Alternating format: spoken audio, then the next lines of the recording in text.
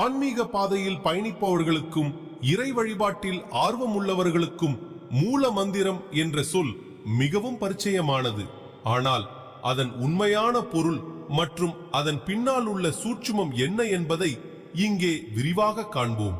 மூல என்றால் வேர் அல்லது அடிப்படை என்று பொருள்.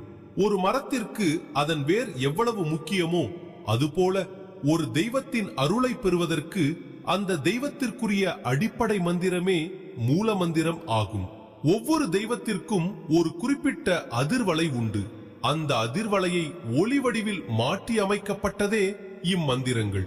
இவற்றை முறையாக உச்சரிக்கும் போது குறிப்பிட்ட தெய்வத்தின் ஆற்றலை நாம் முழுமையாக உணர முடியும். மூல மந்திரத்தின் சிறப்பம்சங்கள்: ஆற்றலின் மையம்.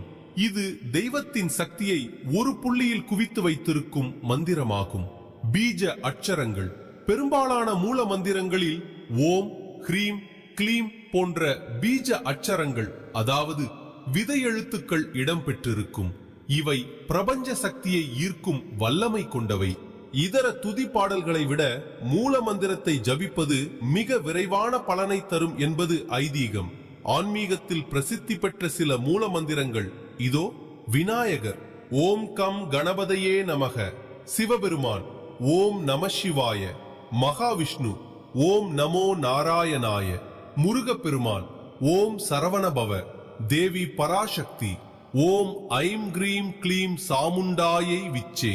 மூல மந்திரங்கள் மிகுந்த சக்தி வாய்ந்தவை என்பதால் அவற்றை முறையாக கையாள்வது அவசியம். ஒரு குருவிடமிருந்து மந்திர உபதேசம் பெற்று ஜபிப்பது அதிக பலனை தரும். மந்திரத்தை உச்சரிக்கும் போது உடல் மற்றும் மன தூய்மை மிகவும் அவசியம். பொதுவாக 108 முறை அல்லது 1008 முறை ஜபிப்பது சிறந்தது. பிரம்ம முகூர்த்தம் அதிகாலை 4:30 முதல் 6 வரை அல்லது மாலை வேளைகளில் ஜபிப்பது மன அமைதியையும் ஒருமுகத்தன்மையையும் தரும். மூல மந்திரம் என்பது வெறும் சொற்களின் தொகுப்பு அல்ல. அது ஒரு தெய்வத்தை நம்முள் உணரச் செய்யும் ஒளி வடிவிலான சாவி.